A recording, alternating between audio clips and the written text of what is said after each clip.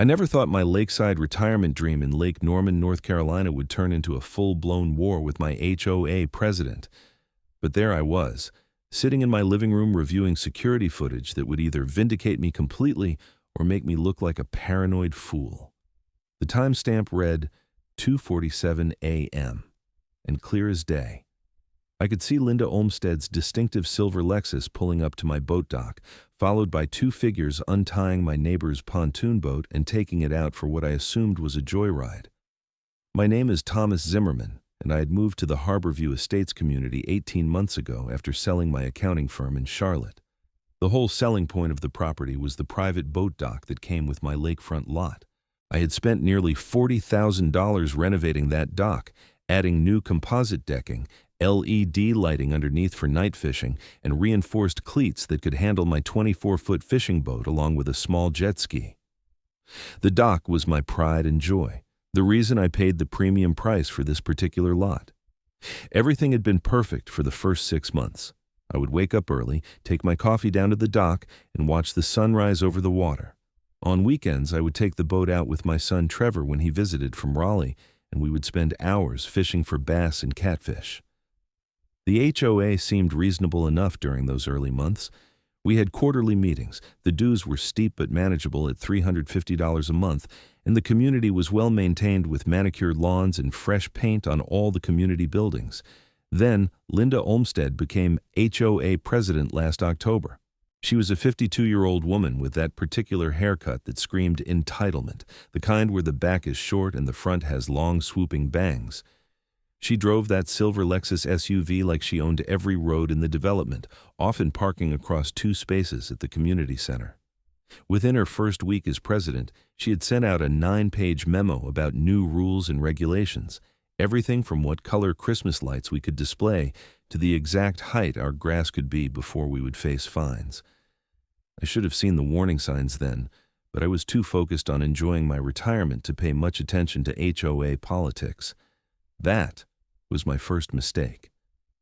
The problem started in late February, about 3 months ago. I'd been out of town for a week visiting my daughter in Florida, and when I returned, I noticed something odd about my dock. The gate I always kept locked was slightly ajar, and one of the bumpers I had installed on the side was compressed in a way that suggested something much larger than my boat had been tied there. I checked my security camera, but I had forgotten to set it to continuous recording before I left, so I only had motion-activated clips that showed nothing unusual. I mentioned it to my neighbor, Robert Chen, who lived 2 houses down and also had a dock. He gave me this uncomfortable look and said he had seen some activity around my dock while I was gone, but assumed I had given someone permission to use it. When I pressed him for details, he got evasive and changed the subject. That should have been my second warning sign. A week later, I noticed fresh scuff marks on my dock's decking, the kind that boat hulls make when they rub against the side during docking. I definitely had not taken my boat out because I had been dealing with a bad case of bronchitis and had barely left the house. This time, I made sure my security camera was set up properly, angled to capture the entire dock area, and set to record continuously on a loop that saved the last 30 days of footage to a cloud server. I did not have to wait long. 3 days after setting up the camera properly, I was reviewing footage on a hunch and found something that made my blood boil. At 11:34 p.m. on a Tuesday night, a large pontoon boat had pulled up to my dock. 2 people got out, tied the boat up using my cleats, and then walked up toward the main road where a car was waiting. I could not make out faces in the darkness, but I could see it was definitely unauthorized use of my property. I decided to confront Linda about it at the next HOA meeting, which was scheduled for the following week. I figured maybe she knew who owned the pontoon boat and could help me identify who was trespassing on my property. I printed out still images from the footage and brought them to the meeting. The meeting was held at the community center, a bland beige building near the front entrance of Harborview Estates. About 30 homeowners showed up, which was pretty typical. Linda sat at the front table with her secretary, Patricia Dalton, and the treasurer, Mark Hendricks. The meeting started with the usual boring stuff: approval of last meeting's minutes, financial report showing where our dues were going, discussion about repainting the community sign at the entrance. When we got to the open forum section where homeowners could bring up concerns, I raised my hand. Linda acknowledged me with a tight smile that did not reach her eyes. "Yes, Thomas. What is it?" she asked in that saccharine, sweet voice she used when other people were watching. I have been having issues with people using my boat dock without permission," I said, standing up so everyone could hear me clearly. "I have security footage showing an unauthorized pontoon boat tying up at my dock multiple times over the past 2 weeks. I was hoping someone here might know who owns it or has seen anything." I passed around the printed images. Several people looked at them with interest, but I noticed Linda's face had gone pale. She glanced at Patricia, who was suddenly very interested in her notepad. "Well, that is concerning," Linda said slowly. "But I'm not sure this is really an HOA matter, Thomas. This sounds like something you should take up with the local police if you believe someone is trespassing." "I thought the HOA might know who owns a pontoon boat in the community," I pressed. "It is a pretty distinctive boat, white with blue striping and a bimini top." Several people shook their heads, but I saw Robert Chen shift uncomfortably in his seat. He was staring very intently at the floor. "I do not think anyone here has a boat matching that description," Linda said firmly. "Now, if there are no other HOA-related matters, perhaps we should move on." I sat down, frustrated but not ready to give up. After the meeting ended, I approached Robert in the parking lot. "Robert, do you know something about this?" I asked directly.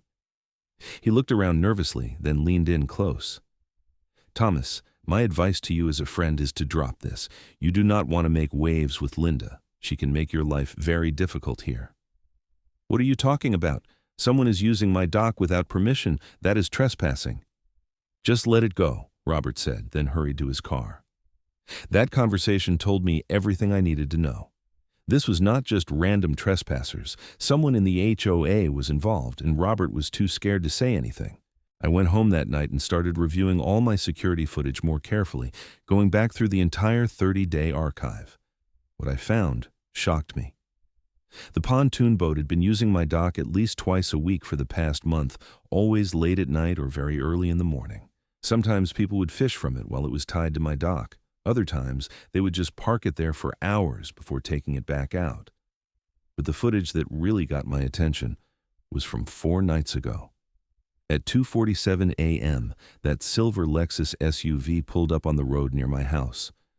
I watched as Linda Olmstead herself got out, along with a man I did not recognize. They walked down to my dock where the pontoon boat was already tied up, got on the boat, and stayed there for nearly 2 hours. When they came back, they were laughing and carrying what looked like a cooler. I could not believe it. The HOA president was using my private dock for late-night boat parties. The sheer audacity of it left me speechless for a solid 10 minutes. I saved that footage to 3 different places, including emailing it to myself and putting a copy on a USB drive that I locked in my safe. Then I started digging deeper. I reviewed more footage and found at least 8 instances over the past month where Linda had been on or near my dock, sometimes alone, sometimes with other people. She was treating my $40,000 private dock like it was her personal marina. The question was what to do about it. I could go to the police, but technically she had not stolen anything or caused damage. It was trespassing, but I knew from my years in business that the police usually did not care much about civil matters like this unless there was clear damage or theft. I could confront Linda directly, but something about Robert's warning made me hesitate. I needed to understand what I was dealing with first. I decided to do some research into Linda's tenure as HOA president. I requested copies of all HOA financial records for the past year, which as a homeowner I was legally entitled to review. Linda dragged her feet on this, claiming the records were being audited and were not available. I sent a formal written request citing North Carolina HOA laws, and she finally relented, providing me with 3 boxes of disorganized receipts and bank statements. It took me a week to sort through everything, but what I found was disturbing. There were multiple unexplained expenses, including $5,000 for community boat maintenance, even though the HOA did not own any boats. There were regular payments to a company called Lakeview Marine Services for dock repairs, totaling over $15,000 in the past 6 months. But I had not seen any dock repairs being done in the community. I looked up Lakeview Marine Services and found that it was registered to Patricia Dalton, Linda's secretary. This was starting to smell like embezzlement. I made copies of all the questionable financial records and started building a file, but I still needed to deal with the immediate issue of Linda using my dock. I decided to set up a second camera, this one hidden in the rocks near the shoreline, angled to capture faces more clearly. I also installed motion sensor lights on my dock that would turn on if anyone approached. The lights worked exactly as planned. 2 nights after I installed them, at 1:15 a.m., the lights blazed on as someone approached my dock. I was still awake, working on organizing the financial records, and I looked out my window to see Linda Olmstead standing at the gate to my dock, looking furious. She was on her phone, and I could hear her raised voice even from inside my house. I grabbed my own phone and went outside. "Linda, what are you doing at my dock at 1 in the morning?" She spun around, and even in the harsh LED lighting, I could see the anger on her face. "These lights are a violation of community standards, Thomas. They are too bright and they are disturbing the natural ambiance of the lake." "These lights are on my private property, protecting my private dock," I said calmly, "and you have not answered my question. What are you doing here?" "I was taking a walk and saw the lights turn on. I came to investigate," she said, but it was obviously a lie. She was wearing boat shoes and had a life jacket in her hand. "At 1 in the morning, in boat shoes, with a life jacket?" Her eyes narrowed. "I do not appreciate your tone, Thomas. As HOA president, it is my responsibility to investigate potential violations of community standards. And it is my responsibility as a property owner to protect my property from trespassers," I shot back. "I have security footage showing unauthorized use of my dock multiple times over the past month. Some of that footage shows you, Linda." She went very still. "That is a serious accusation." "It is not an accusation. It is a fact. I have video evidence." "Security cameras pointed at common areas are a violation of privacy rules," she said quickly. "My dock is not a common area. It is my private property, clearly delineated in my property deed. I can have cameras anywhere I want on my own property." We stood there in a standoff for a long moment. Finally, Linda spoke, her voice cold. "You are making a big mistake, Thomas. I suggest you reconsider this path you're going down." "Is that a threat?" "It is friendly advice. Good night." She turned and walked back toward the main road where her Lexus was parked. I watched her go, my heart pounding. I had just declared war with the HOA president, and I had a feeling things were about to get much worse before they got better. I was right. 3 days later, I received a certified letter from the HOA. It was a violation notice claiming that my dock lights were too bright and violated community aesthetic standards, that my boat was improperly stored, it was not, that my lawn exceeded the maximum allowed height by ½ an inch. I had literally mowed it 2 days ago, and that I had made unauthorized modifications to my dock without HOA approval. I had made those modifications a year ago, and they had been approved in writing. Each violation came with a $200 fine, totaling $800. The letter stated that if the violations were not corrected within 7 days, additional daily fines of $100 per violation would be assessed. This was retaliation, pure and simple. I immediately drafted a response citing that all the violations were either false or had been previously approved, and I demanded an appeals hearing. I also filed a formal complaint about Linda's use of my dock without permission. The response I got was even more aggressive. Linda scheduled an emergency HOA board meeting to discuss my pattern of violations and hostile behavior toward HOA leadership. The meeting was set for the following Tuesday, and I was informed that the board would be voting on whether to place a lien on my property for unpaid fines and possibly pursue legal action. I knew I needed help. I contacted a lawyer who specialized in HOA disputes, a sharp woman named Rachel Vasquez who had an office in Cornelius, the nearest town to Lake Norman. I met with her the next day and showed her everything: the security footage of Linda using my dock, the financial records showing questionable expenses, the violation notices that were clearly retaliatory, and all my documentation showing that I had not actually violated any rules. Rachel looked through everything carefully, occasionally making notes. When she finished, she leaned back in her chair and let out a low whistle. "This is bad," she said. Your HOA president is not just abusing her authority, she is likely embezzling community funds.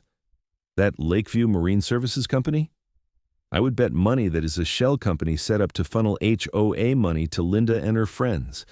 And the retaliation against you is textbook illegal under North Carolina HOA laws. So what do? We fight back hard. First, we are going to that board meeting and we are going to present all of this evidence. Second, I am going to file a formal complaint with the North Carolina Real Estate Commission, which oversees HOA conduct. Third, if there is evidence of embezzlement, we need to report that to the police. Will the other board members listen? Linda seems to have everyone scared of her. Rachel smiled. Once we show them video evidence of her using your property without permission and financial evidence of her stealing from the HOA, they will listen. Trust me, no one wants to go down with a sinking ship. The emergency board meeting was scheduled for 7 p.m. on Tuesday at the community center. Rachel advised me to arrive early, which we did, getting there at 6:30. We set up a laptop and a projector so we could show the security footage to everyone present. Homeowners started filtering in around 6:45, more than had attended any HOA meeting I had been to. Word had clearly spread that something big was happening. I saw Robert Chen come in, along with Patricia Dalton, Mark Hendricks, and at least 50 other residents. This was going to be standing room only. Linda arrived at exactly 7 p.m., striding in with her head held high, like she owned the place. She did a double take when she saw the projector setup but recovered quickly, taking her seat at the front table. Let's call this meeting to order, she said, banging a gavel. We are here tonight to address serious violations and hostile behavior by Thomas Zimmerman. Thomas, you and your lawyer can sit down. You will have an opportunity to speak when we are ready to hear from you. Rachel stood up. Actually, Mrs. Olmstead, under North Carolina HOA regulations, the accused has the right to present a defense before any votes are taken. We will be presenting evidence now. Linda's face flushed red. That is not how we do things here. It is how you are required by law to do things, Rachel said calmly, unless you would like me to file an injunction with the court before this meeting proceeds. Mark Hendricks, the treasurer, cleared his throat. Linda, maybe we should let him present his side. That seems fair. Linda shot him a venomous look but nodded curtly. Fine. Make it quick. I stood up, my hands shaking slightly from nerves and adrenaline. Thank you. I am here tonight because I have been accused of violations that are either completely false or relate to improvements that were previously approved by this board. But more importantly, I am here because for the past several months, my private boat dock has been used without my permission by multiple people, including our HOA president, Linda Olmstead. There were gasps and murmurs from the crowd. Linda stood up. That is absolutely ridiculous and defamatory. I have video evidence, I said simply. Rachel, can you start the footage? Rachel clicked the laptop and the large projector screen lit up with crystal clear footage from my security camera. The timestamp showed it was from 2 weeks ago at 11:47 p.m. The pontoon boat pulled up to my dock and 2 figures got out and tied it up. I had enhanced the footage and added zoomed-in sections that clearly showed the people's faces. One of them was Patricia Dalton. That is not me, Patricia sputtered, but her face had gone white. The metadata from the video file is timestamped and verified, Rachel said. This is admissible evidence.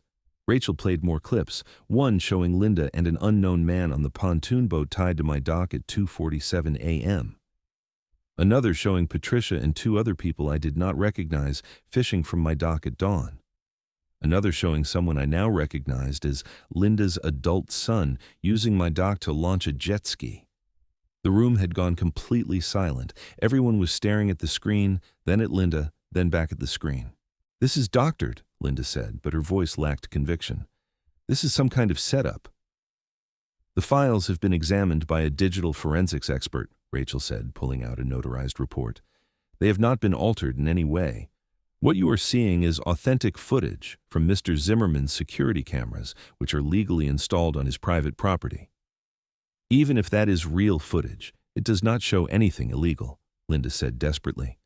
That could be anyone's boat. It shows people using private property without permission, which is trespassing, Rachel said.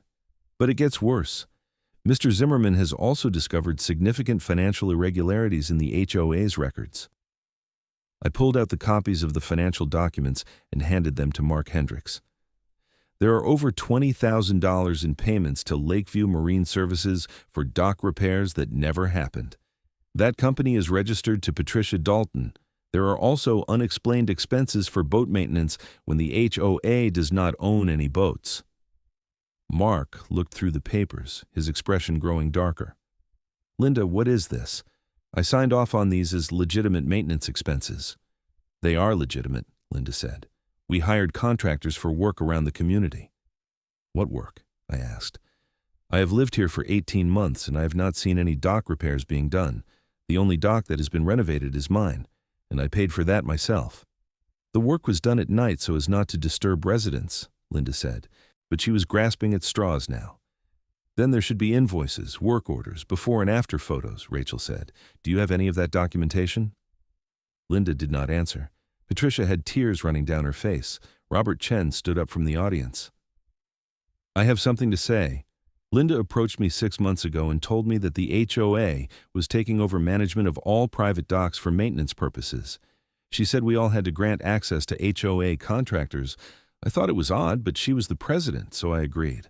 I saw people using Thomas's dock when he was out of town, and Linda told me Thomas had agreed to let the HOA use it as a temporary community dock while maintenance was being done. I should have questioned it more. I'm sorry, Thomas. Other homeowners started speaking up. One woman said Linda had told her the same thing about dock maintenance. Another man said he had seen the pontoon boat around the community multiple times and assumed it belonged to the HOA. Linda's face had gone from red to pale. She looked trapped, cornered. This is a witch hunt, she said. You are all turning on me because of lies and doctored evidence. The evidence is not doctored, Rachel said firmly. And there is one more thing. Mr. Zimmerman has filed a police report for trespassing and potential embezzlement.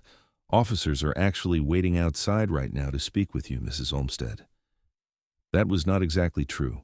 We had not called the police yet because Rachel wanted to see how the meeting went first. But the bluff worked. Linda's eyes went wide and she grabbed her purse. I do not have to sit here and listen to this, she said, heading for the door. Linda, wait, Mark said. If there is nothing wrong, we can clear this up right now. Just show us the documentation for the work that was supposedly done. Linda stopped at the door, her hand on the handle. For a moment, I thought she might actually come back and try to explain. Instead, she said, You are all making a huge mistake, and walked out. Patricia was still sitting at the front table, crying. Mark turned to her. Patricia, what's going on? Is that really your company? She nodded miserably. Linda said it was okay. She said we were just streamlining things. The HOA would pay my company and I would do maintenance work. But there was not always work to do, and Linda said to bill anyway because the HOA had the budget for it. So you committed fraud, Rachel said bluntly. Patricia buried her face in her hands. The meeting dissolved into chaos after that. Everyone was talking at once, demanding answers, asking what happened next. Mark, looking shell-shocked, tried to restore order. We need to vote Linda out immediately, someone shouted. We need to call the police, another person yelled. Rachel held up her hands. Everyone, please, here is what needs to happen. First, the board needs to suspend Linda Olmstead from her position as president pending an investigation.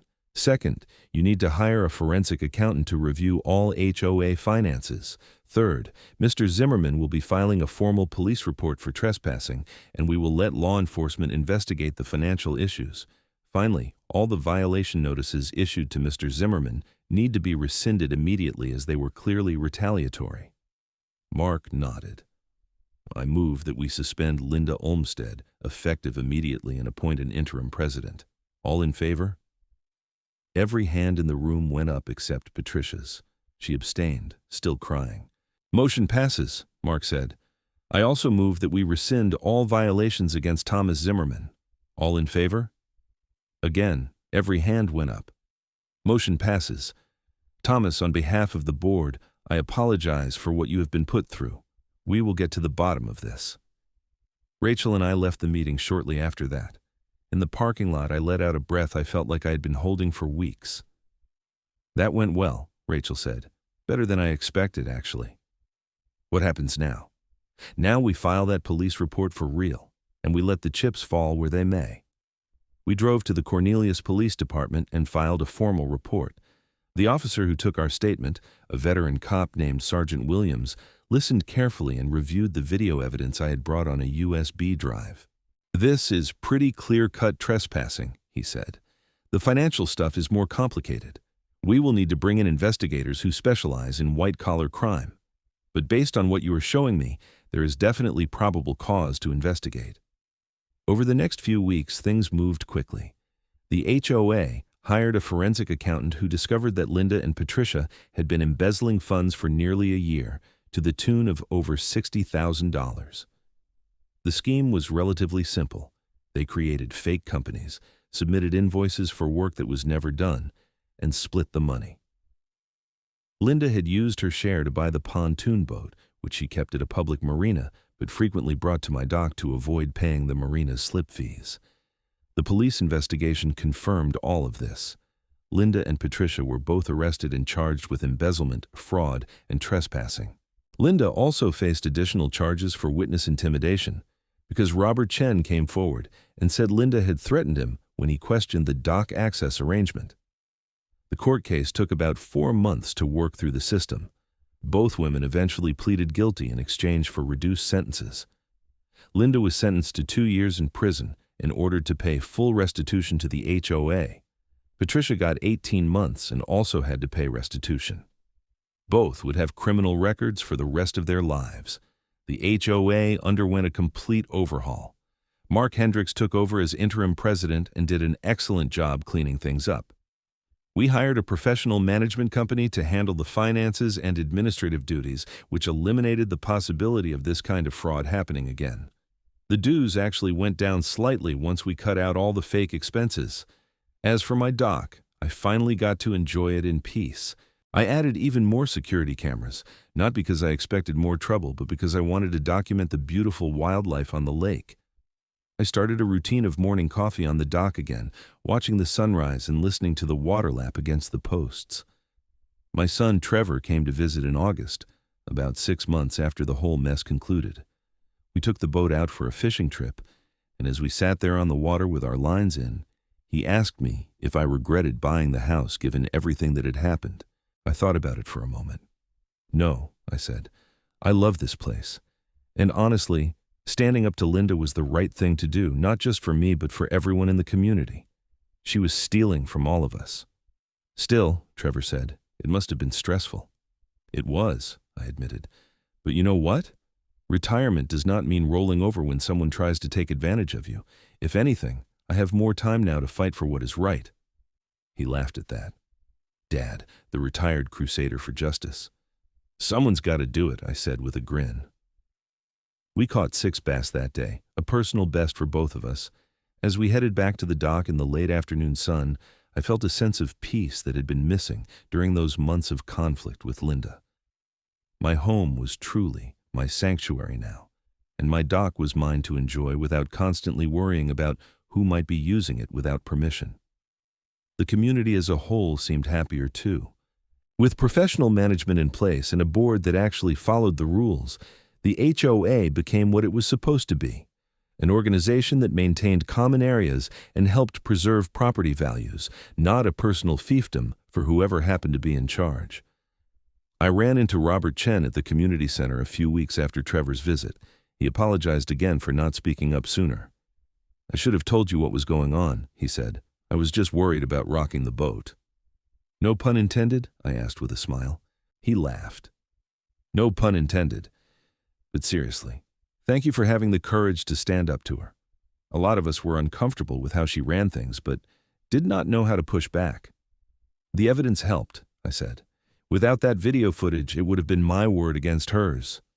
"True, but you had the sense to install the cameras and actually review the footage. Most people would not have done that."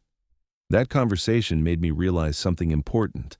The security cameras had not just been about catching Linda in the act. They had been about documentation, about having proof that could not be denied or explained away. In any dispute, but especially in an HOA situation where the board has significant power over your property and your finances, documentation is everything. I actually wrote an article about my experience for a local community newsletter, focusing on the importance of knowing your rights as a homeowner and documenting everything. I got dozens of responses from people in other communities who had similar issues with their HOAs.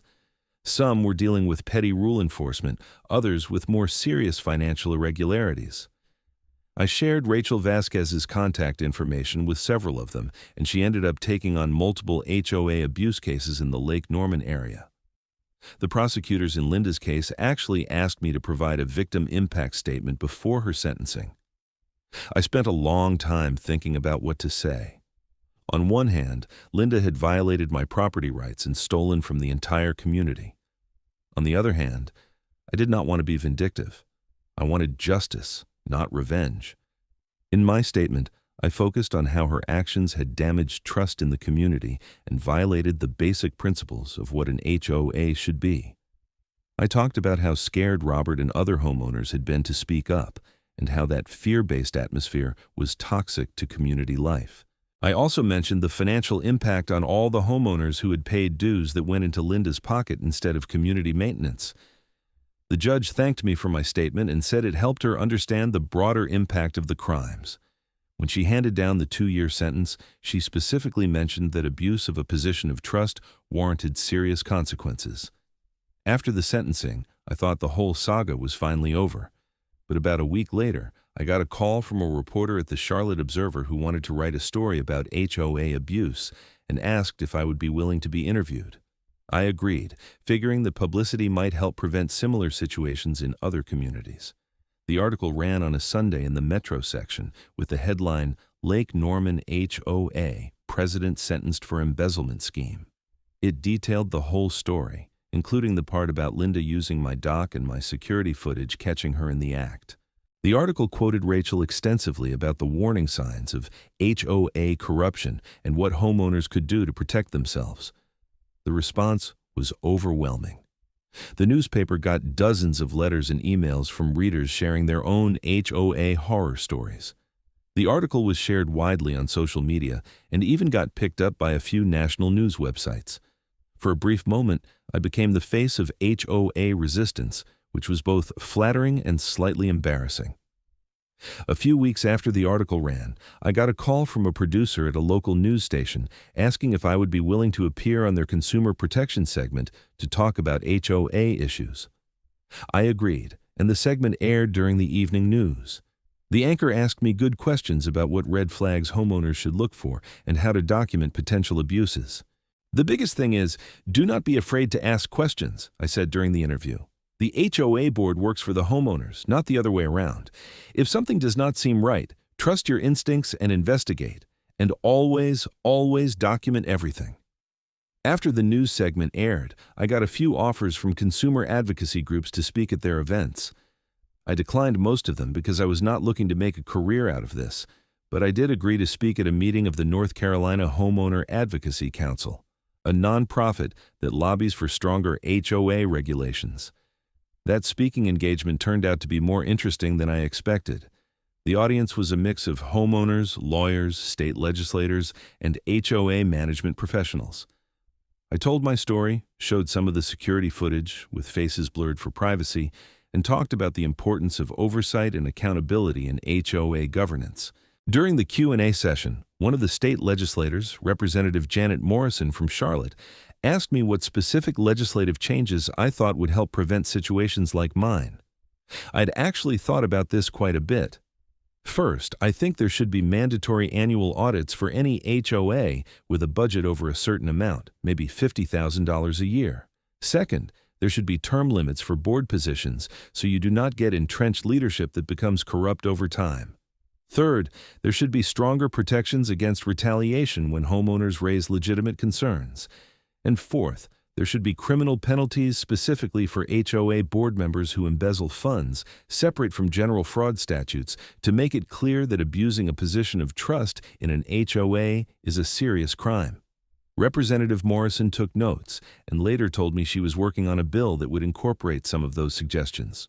I did not know if anything would come of it, but it felt good to potentially turn my negative experience into positive change for others.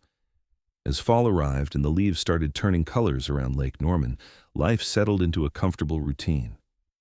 I had made peace with what happened and moved on. My dock was peaceful again, my boat was getting plenty of use, and I had even made some new friends in the community who appreciated what I had done. One Saturday, in late October, the HOA organized a community cookout at the park near the lake. It was the first major community event since the scandal, and Mark Hendricks had worked hard to make it a positive experience that would help bring everyone together. I was not sure I wanted to go, worried that some people might resent me for the disruption I had caused, even though it was necessary. Trevor convinced me to attend. "Dad, you stood up for what was right. The people who matter will appreciate that, and the people who do not appreciate it are not worth worrying about." He was right, as usual. I went to the cookout and was surprised by how warm the reception was. Multiple neighbors came up to thank me for exposing Linda's corruption. Several people mentioned that their property values had actually increased because the community now had a reputation for good governance and accountability. One couple even said they had specifically chosen to buy in Harborview Estates after reading the newspaper article because they felt safer knowing the community had cleaned house. Mark pulled me aside at one point during the cookout. "Thomas, I want to thank you again for everything you did. I know it could not have been easy." "You played a big role too," I said. "You could have sided with Linda when I presented the evidence, but you did the right thing." He shook his head. "I should have caught the financial irregularities earlier. I was the treasurer, after all. I signed off on those payments to Patricia's company without doing due diligence. That is on me." "Linda was good at manipulation," I said. "She counted on people not asking too many questions. You caught on as soon as you saw the evidence and you acted appropriately. That is what matters." We talked for a while longer about plans for the community. Mark was pushing for some real improvements now that the budget was not being siphoned off for fake expenses. There was talk of renovating the community center, adding a playground near the park, and improving the boat launch at the public dock. As the sun set over the lake and the cookout wound down, I sat on a bench watching kids play near the water. It struck me how different this scene was from that tense board meeting months ago. The community had been through a crisis, but it had come out stronger on the other side.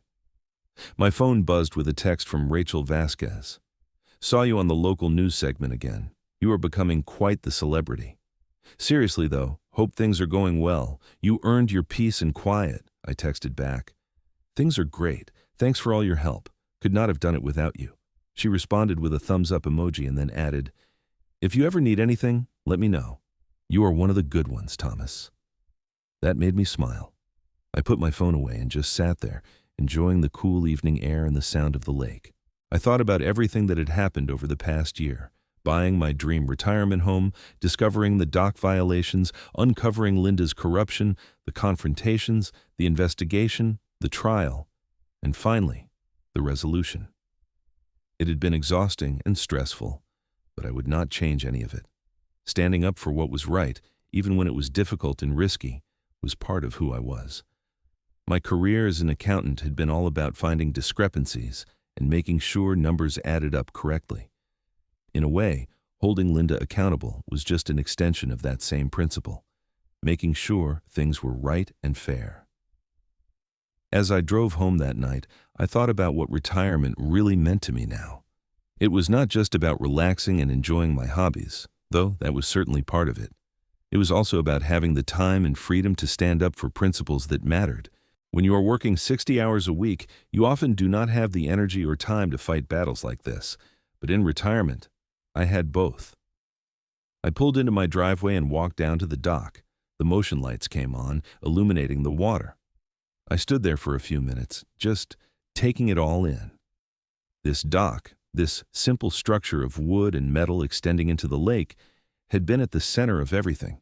It represented not just my property rights, but also the principle that people in positions of power should not be allowed to abuse that power for personal gain. The next morning was Sunday, and I had developed a routine of taking my boat out early to fish while the lake was still quiet. I was loading my gear when I saw Robert Chen walking down the path toward his own dock. "Morning, Thomas," he called out. "Heading out fishing?" "Yeah, want to join me?" He hesitated, then smiled. "You know what?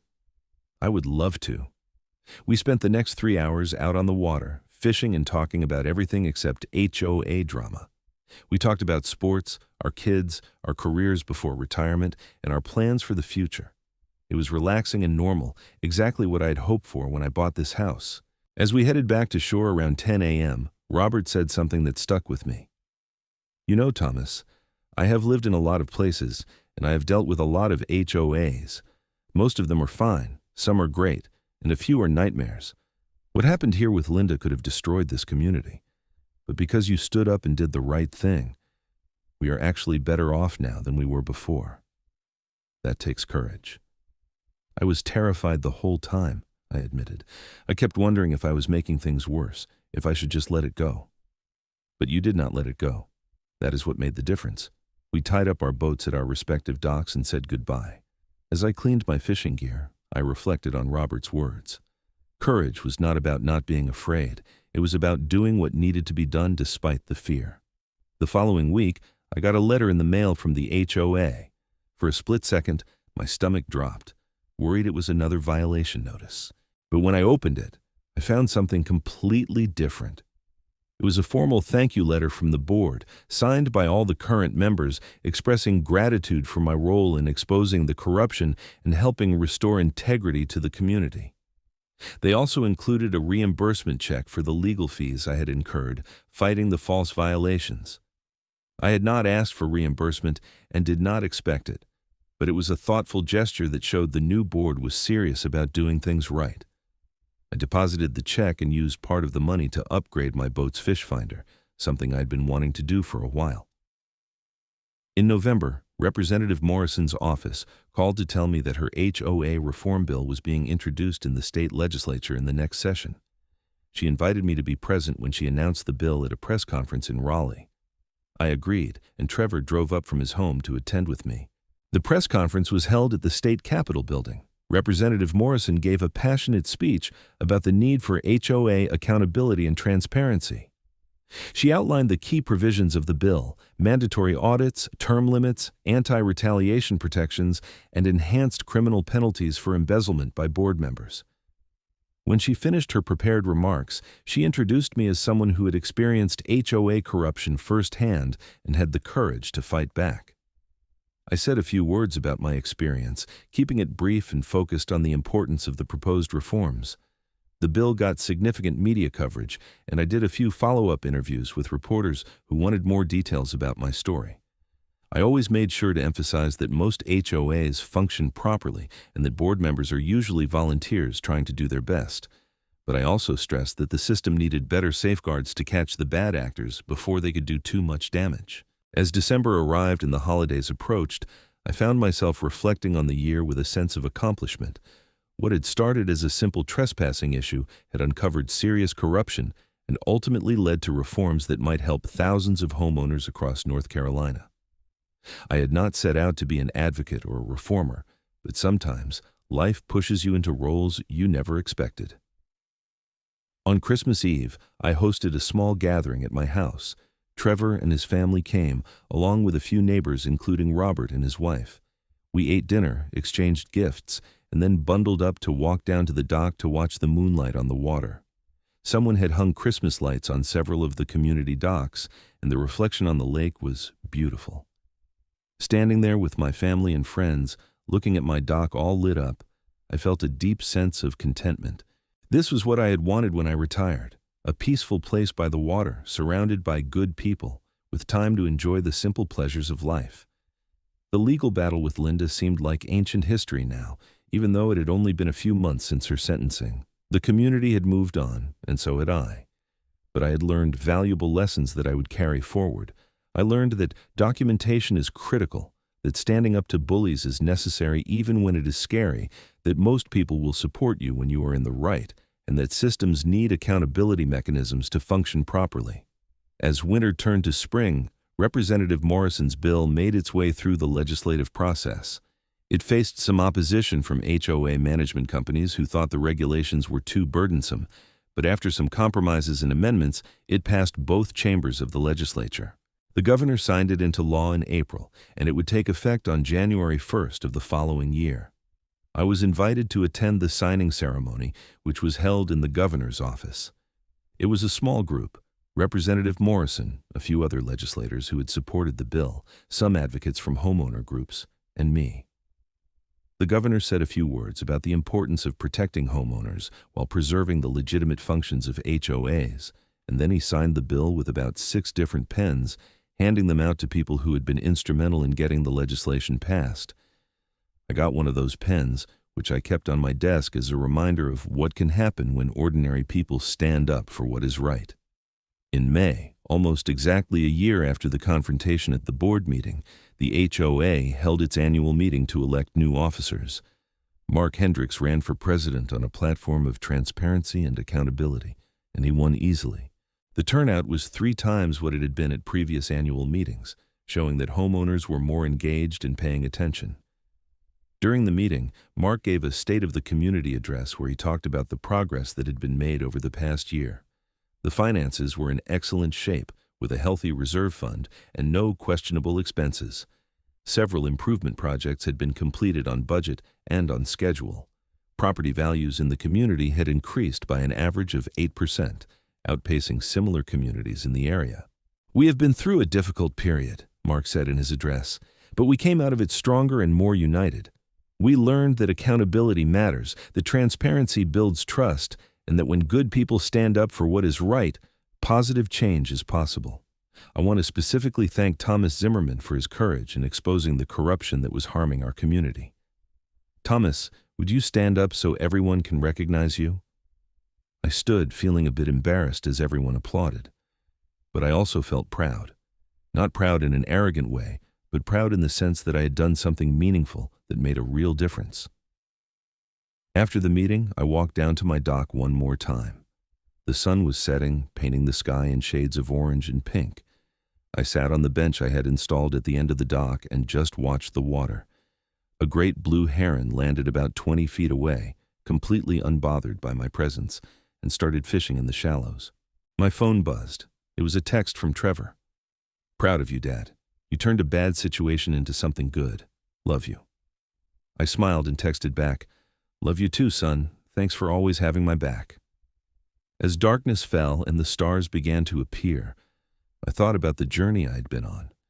From discovering the unauthorized use of my dock, to gathering evidence, to confronting Linda, to the investigation and trial, to becoming an advocate for HOA reform, it had been an incredible year. I had started out just wanting to protect my property, but I had ended up helping protect an entire community and potentially thousands of other homeowners across the state. The security cameras were still running, faithfully recording everything that happened on and around my dock. But now they mostly captured footage of me fishing, my grandkids playing in the water when they visited, and the occasional wildlife wandering by. The cameras had served their purpose in documenting Linda's trespassing, and now they served a new purpose: preserving memories of peaceful, happy times. I stood up and walked back to my house, ready for whatever came next. Retirement was turning out to be far more interesting than I had anticipated, but I would not have it any other way. I had learned that you are never too old to fight for what is right, that community matters, and that sometimes the smallest things like a boat dock can become symbols of much larger principles. As I locked my door and settled in for the night, I felt a profound sense of peace. My dock was mine, my community was healthy, and I had played a part in making the world a little bit better. That was more than enough, more than